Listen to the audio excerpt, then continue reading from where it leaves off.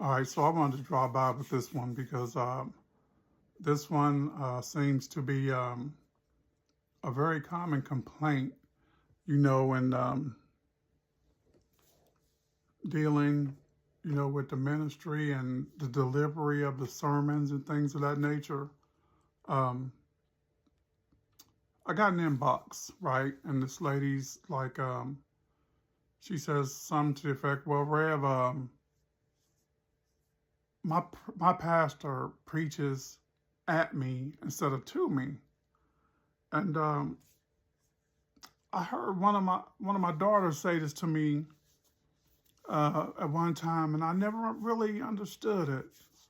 What that means. So feel free to leave me a comment um, about this to help me understand what that means. And the reason why I'm puzzled is this: like I'm speaking to you right now, right? Um, it's English, perfectly um, good English, and my guess is the understanding Playing from Galaxy part Tab S7 Lite. comes in. Thanks a lot, Alexa, for running my video. But anyway, the I guess the misunderstanding comes in where they're not understanding either what you're saying or where you're coming from. I don't understand the speaking at you as opposed to speaking to you ratio that they're talking about.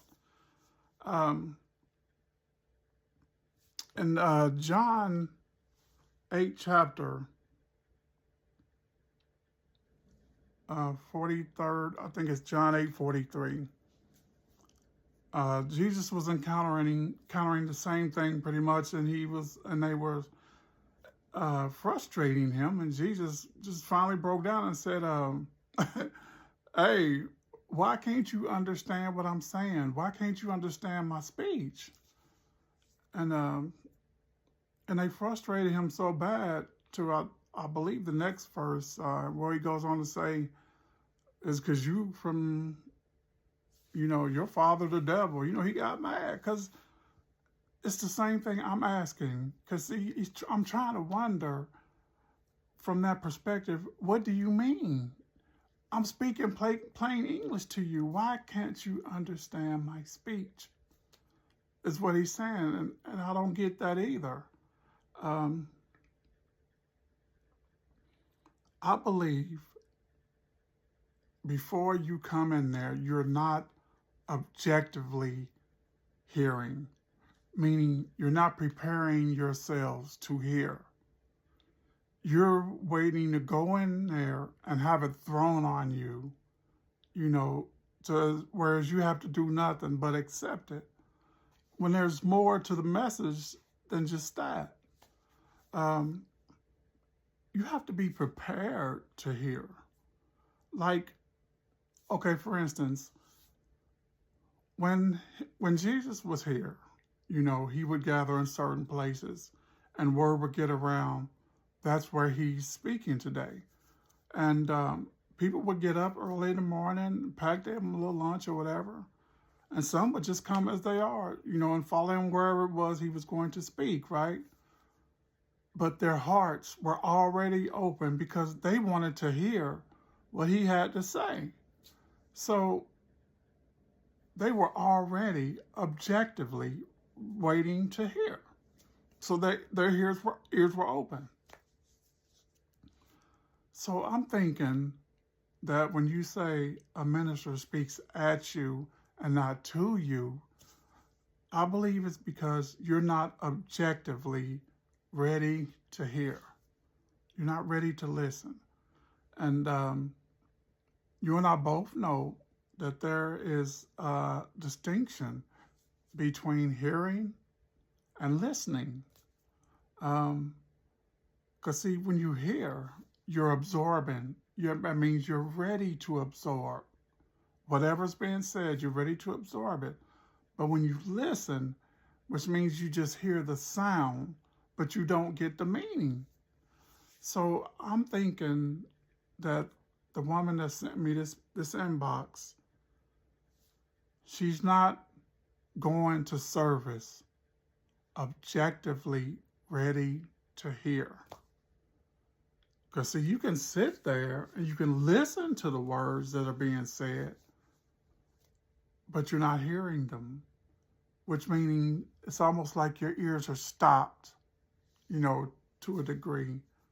Whereas you can listen to it, but you're not hearing it. So what I'm asking you all to do is when you listen to any minister, be ready to receive what he's saying. Because see, some of you listen or even hear with the intent of creating a response already. So you're not hearing it. You're listening to it. Some of you listen only to respond. You're not listening to understand. You're not listening to even try to understand. So the conflict between the listener and the speaker comes in because you're not objectively ready to hear. Okay? And that's where the problem starts. So be ready. Be ready when you go to church on Sundays or Bible study on Wednesdays, prayer meeting on Thursdays, whatever it is you have. Or even if you're just listening to a guy on TBN or whatever, don't tune in ready to question him without hearing him. Because if you do, you won't hear him at all. You won't hear it all. And when people say that, it always puzzled me, like, am I speaking a different language? Why can you not understand my speech? Is what same as Christ said in John 8:43. Why can you not understand my speech? So, beloved, you are of age now. And some of you are very smart. You don't need every little thing broken down for you. Try to hear. Try first. And if you can't, then go home and do some study. Like, take the part that you didn't hear and say, okay, well, Pastor said it, write it down and research it. And you know what? If you do, I guarantee you'll hear it then. Sometimes you got to dig a little bit. Everything can't be spoon-fed to you right off the bat. Sometimes it takes a little digging, Do a little study. Sometimes that's what it takes to get the message. Because we're all different. We're all different. All of God's children are different. So, kind of like driving a car. Some of us are naturals. We get in there and like, oh, okay. Whereas some of us need a few more lessons. Life lessons. Okay? So I just wanted to stop by and give you that, something to think about. Help your pastor out, a little bit. Help him out. Try to get it. Don't just say, oh, well, I didn't understand that. I don't know. I get it another time. No, vacuum it in and then go home and research it. Dissect it at home. Don't just rebuke it, saying, oh, well, he's speaking at me and not to me. And you just rebuke it. You're not even trying. You're not even trying. If it's being said to you, you're not dumb. We're not dumb. Don't do that. You're not dumb. Try to get it. Don't just rebuke it. Try to get it at least, okay? Help him out. I mean, he's doing the best we can, with these things. And sometimes everybody's not gonna get it. But everybody can get it if you try. I mean, you try and you learn everything else you want to get. So why not spend time with the Word and try to get that as well? Okay? Now, I'm going to get out of here, but I'm going to say this. God cannot be pleased that there are some of you who can recite